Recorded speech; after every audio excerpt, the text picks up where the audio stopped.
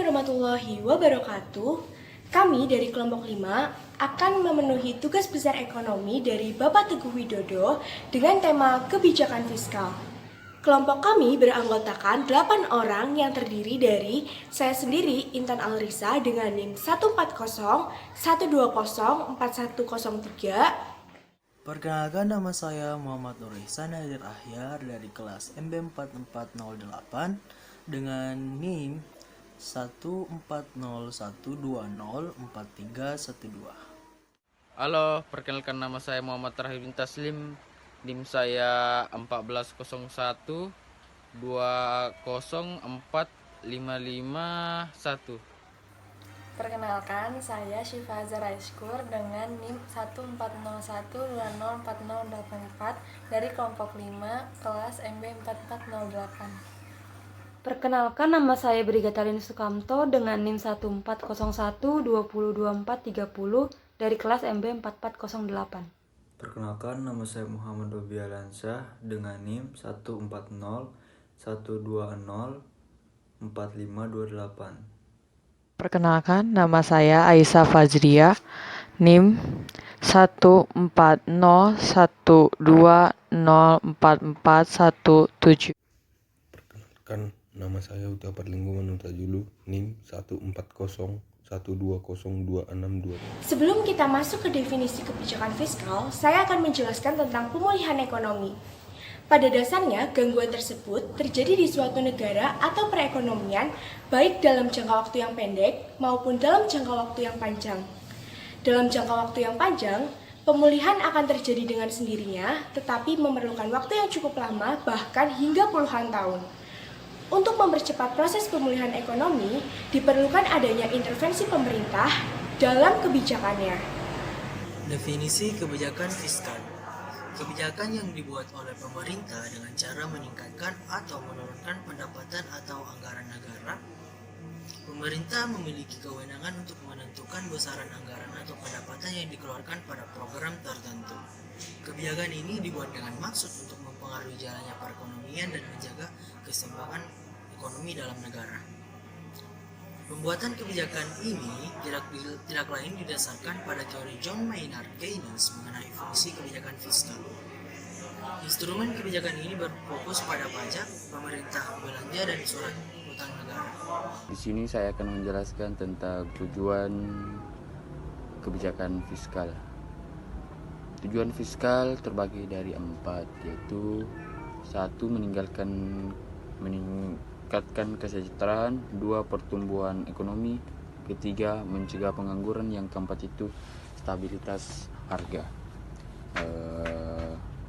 Tujuan fiskal ini untuk mengoptimalkan penggunaan sumber daya, baik berupa sumber daya alam maupun sumber manusia. Kebijakan fiskal pada umumnya itu bertujuan untuk mempengaruhi jalan perekonomian agar dapat meningkatkan PDB dan pertumbuhan ekonomi secara massal. Kebijakan ini juga bertujuan untuk mengoptimalkan aktivitas investasi agar dapat menguntungkan semua pihak, baik pemerintah, pengusaha, dan investor. Selanjutnya, saya akan menjelaskan tentang instrumen kebijakan fiskal. Kebijakan fiskal ini adalah penerimaan dan pengeluaran yang dilakukan oleh pemerintah yang berhubungan erat dengan perpajakan. Maka dari itu, pajak ini sangat penting untuk sebuah negara karena sedikit pajak akan sangat mempengaruhi keadaan ekonomi negara tersebut. Yang pertama, ada instrumen pajak. Pajak ini sebagai instrumen yang kuat dalam pemerintahan negara karena bisa mempengaruhi perubahan dalam pendapatan, konsumsi, dan juga investasi sekali pakai. Lalu yang kedua ada instrumen utang publik. Utang publik ini digunakan sebagai senjata yang sangat baik untuk mengatasi masalah seperti inflasi dan juga deflasi. Lalu yang ketiga ada instrumen pengeluaran pemerintah, yaitu pengeluaran yang sangat tinggi ini yang sangat meningkat akan memiliki efek yang baik, efek ganda pada pendapatan dan juga output. Lalu yang terakhir ada instrumen obligasi yang dilakukan oleh pemerintah. Pada kesempatan kali ini saya akan menjelaskan mengenai kebijakan ekonomi yang diambil mengenai masalah ekonomi. Yang pertama ada resesi yang berhubungan dengan kebijakan ekspansi. Tujuan kebijakan fiskal pada masa resesi ini adalah untuk meningkatkan kesejahteraan. Kebijakan ini mengharuskan pemerintah untuk membelanjakan lebih banyak uang, menurunkan pajak, atau melakukan keduanya. Tujuannya adalah untuk menempatkan lebih banyak uang di tangan konsumen, sehingga mereka membelanjakan lebih banyak dan merangsang ekonomi. Lalu ada kebijakan moneter ekspansif yang merupakan kebijakan yang diambil untuk meningkatkan jumlah uang yang beredar. Tujuannya dari kebijakan ini adalah untuk mengatasi pengangguran dan meningkatkan daya beli masyarakat. Yang kedua ada inflasi yang berhubungan dengan kebijakan kontraksi.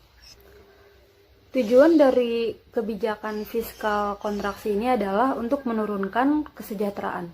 Kebijakan fiskal ini ialah kebijakan yang dilakukan pemerintah dengan cara mengubah penerimaan dan pengeluaran negara. Untuk mengatasi inflasi, pemerintah dapat melakukan kebijakan fiskal sebagai berikut. Yang pertama itu untuk mengurangi pengeluaran pemerintah. Untuk mengatasi masalah inflasi, pemerintah dapat mengurangi pengeluaran sehingga permintaan terhadap barang dan jasa berkurang, yang pada akhirnya dapat menurunkan harga-harga. Yang kedua adalah untuk menaikkan tarif pajak. Untuk mengatasi inflasi, pemerintah dapat menaikkan tarif pajak. Kenaikan tarif pajak akan mengurangi tingkat konsumsi masyarakat. Berkurangnya tingkat konsumsi akan mengurangi permintaan terhadap barang dan jasa yang akhirnya dapat menurunkan harga-harga. Selanjutnya adalah kebijakan moneter kontraktif, yang merupakan kebijakan moneter yang digunakan untuk mengurangi jumlah uang yang beredar yang dapat mengatasi inflasi. Kebijakan ini dilakukan juga dalam upaya mengurangi penyebab-penyebab inflasi tersebut. Maka dari itu, kebijakan ini disebut juga dengan kebijakan uang ketat. Resesi, deflasi, kebijakan ekspansif. Ini adalah ekspansi fiskal, yang mana terdiri dari pajak. Pajak ini mengurangi tentang pajak penghasilan, PPN, dan lainnya atas pajak final. Tindakan ini kemungkinan besar mampu meningkatkan daya beli karena lebih banyak uang untuk membeli barang dan jasa. Ada juga pemerintah pengeluaran, yang mana sini terdiri dari 1. Kenaikan gaji dan upah ASN, 2. Semua jenis subsidi seperti di primer barang, perawatan kesehatan, pendidikan, dan lain-lain. 3. Bangun lebih banyak infrastruktur publik dan transportasi. Dan ada efek pemerintah, yang mana pemerintah buyback sekuritas. Pada moneter ekspansif, ada buka operasi pasar, yang mana membeli dalam surat berharga publik atau pembelian kembali surat berharga Bank Indonesia. Ada juga kebijakan tingkat diskon, mengurangi suku bunga, mendorong konsumen untuk menerapkan kredit dan bisnis untuk meminjamkan uang dari bank untuk tujuan investasi atau sebaliknya. Kurangi untuk tabungan jangka panjang. Ada minimum persyaratan reserve. Menurunkan rasio kas dari GWM, lebih banyak uang untuk dipinjamkan oleh bank kepada debitur. Dan ada persyaratan kredit selektif, yang mana kurang ketatnya persyaratan kredit selektif, lebih banyak debitur yang mampu meminjamkan uang dari bank atau konsumen atau tujuan investasi. Mungkin cukup sekian dari saya. Saya ucapkan terima kasih. Penjelasan berikutnya akan diteruskan oleh Aisyah Fajriah. Sesi stagflasi kebijakan ekspansif. Ekspansi fiskal. Pajak. 1. Mengurangi atau tentang pajak penghasilan, PPN, dan lainnya atas pajak final. Tindakan ini memungkinkan besar mampu meningkatkan daya beli karena lebih banyak uang untuk membeli barang dan jasa. Pemerintah pengeluaran. 1. Kenaikan gaji dan upah ASN. 2. Semua jenis subsidi seperti di primer, barang, perawatan, kesehatan, pendidikan, dan lain-lain. 3. Bangun lebih banyak infrastruktur publik dan transportasi. Efek pemerintah. 1. Pemerintah buyback sekuritas. Kebijakan moneter ekspansif. Buka operasi pasar. Membeli dalam surat berharga publik atau pembelian kembali surat berharga Bank Indonesia.